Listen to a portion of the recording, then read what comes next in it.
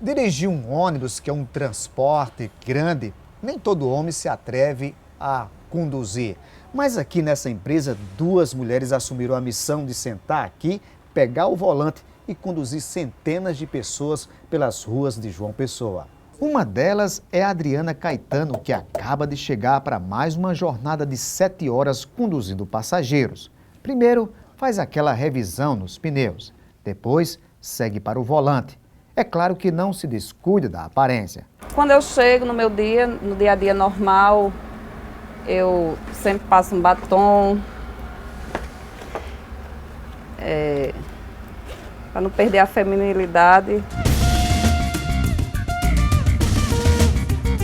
Ser motorista não é fácil, é o trânsito, é o cuidado com o trânsito, é o cuidado com os passageiros, né, que você está carregando vidas. Mas, fora isso, para mim, eu levo numa boa. Acontece muito assim de você ser... O preconceito existe, acontece essas coisas, mas eu levo isso numa boa. Quando eu passei para motorista, minha filha chegou na escola, ai, minha mãe é motorista, minha mãe é motorista. Aí fica emocionada de falar, porque, assim, o filho seguir o exemplo da mãe, né? É bom. Se espelhar na mãe, ela adorou e contou para os coleguinhas, eles também acharam o máximo. Meu sonho é continuar.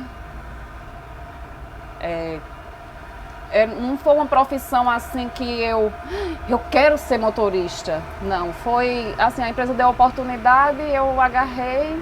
Não era meu sonho, mas eu não me vejo hoje fazendo outra coisa a não ser motorista de ônibus. Hoje eu me vejo como motorista de ônibus.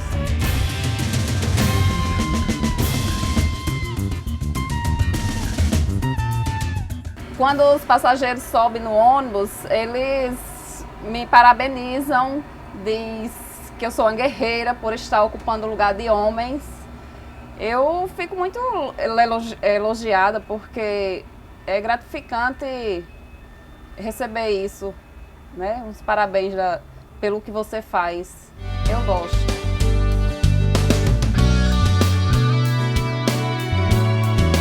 O David, que é também motorista, reconhece a habilidade da colega. Hoje em dia, quase toda a profissão, a mulher está conquistando o espaço dela, né? Tanto na polícia, né? Assim, de cozinheira. A gente tem aqui a nossa amiga Adriana, de exemplo, é motorista, dirige muito bem. Tanto como o homem dirige bem, a mulher também. Tanto como assim, uma função que um homem pode exercer, a mulher também pode. A Maria de Lourdes já tem uma rotina de 16 anos como cobradora de ônibus. Disse que trabalhar nessa área foi uma grande oportunidade que encontrou. Antigamente era novidade. Quando entrava um passageiro, uma cobradora, que engraçado. É tão difícil cobradora, né? Eu digo, mas tem. Tem muita cobradora? Eu digo, tem. Na empresa que eu trabalho tem muitas cobradoras. Hoje em dia, aqui como cobradora, são muitas mulheres. Né? Antigamente era mais difícil. Quando eu entrei aqui, só tinha duas mulheres. Aí depois abriu as portas e foi entrando. Hoje tem acho que na faixa de umas 50 mulheres.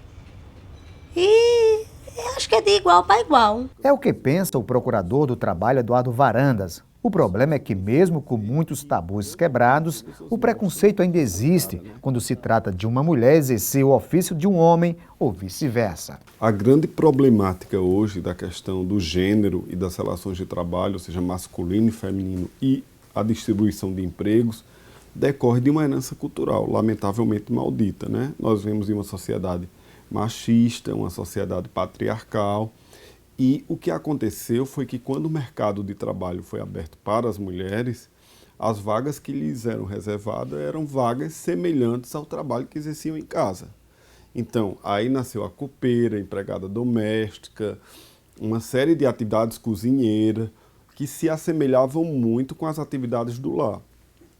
Com a evolução dos tempos, graças a Deus, a mulher hoje tem acesso a todo tipo de emprego. Ou seja, nós temos mulheres em cargos de liderança, mulheres mecânicas, mulheres que trabalham em posto de gasolina em profissões tradicionalmente masculinas e que hoje está aberta para ambos os sexos, mas a gente não pode dizer que existe igualdade absoluta ainda no mercado de trabalho. O que eu acharia ideal era que as pessoas fossem selecionadas para o trabalho de acordo com as suas capacidades e não com as suas características físicas, sexuais, ideológicas, religiosas, morais, porque qualquer elemento de discrimínio dessa natureza é inconstitucional.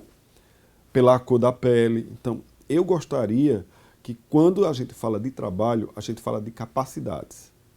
E a gente avalia capacidades. Quando uma empresa quer contratar alguém, pressupõe-se que ela quer a pessoa mais qualificada. Então vai ter alguém com pós-graduação, vai ter alguém com mestrado, vai ter alguém com 10 anos de prática. É isso que tem que ser avaliado para selecionar o melhor candidato. E não esses outros elementos que eu citei, como eventualmente religião, identidade de gênero e outros fatores. A mulher ainda sofre esse tipo de preconceito, principalmente em algumas áreas tradicionalmente masculinas. Mas isso já tem mudado. O próprio país deu um exemplo ao eleger uma mulher presidente da República.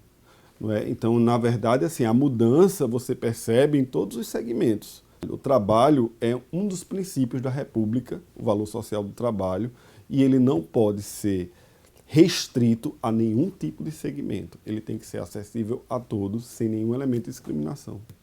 O preconceito é maior quando as mulheres recebem ainda menos que os homens. Segundo dados do IBGE, na Paraíba, o rendimento mensal masculino é de R$ 1.150, enquanto o feminino, R$ 845. Ainda hoje, mulheres ganham pelo menos 20% a menos do que homens exercendo a mesma atividade. E há cargos em que há uma dificuldade maior da mulher alcançar do que do homem. Então, assim, eu acho que o machismo ele foi um pouco flexibilizado, mas ele não foi completamente aniquilado. E a gente tem que pensar nesse problema porque eu acho que trabalho não tem sexo. O que importa é o seguinte, a empresa quer contratar um determinado indivíduo, seja ele do sexo masculino ou do sexo feminino. Ela vai verificar não a questão do gênero, ela vai verificar as aptidões. Se aquele determinado indivíduo, se for um trabalho que exija força física e aquela pessoa tem aquela aptidão física, preenche os requisitos. Se for uma questão de liderança, vai avaliar as capacidades. Agora, não pode você fechar o trabalho, que é uma questão fundamental na Constituição da República, quando ela diz que é princípio da República o valor social do trabalho, a uma discriminação de gênero, seja em favor da mulher ou seja em favor do homem.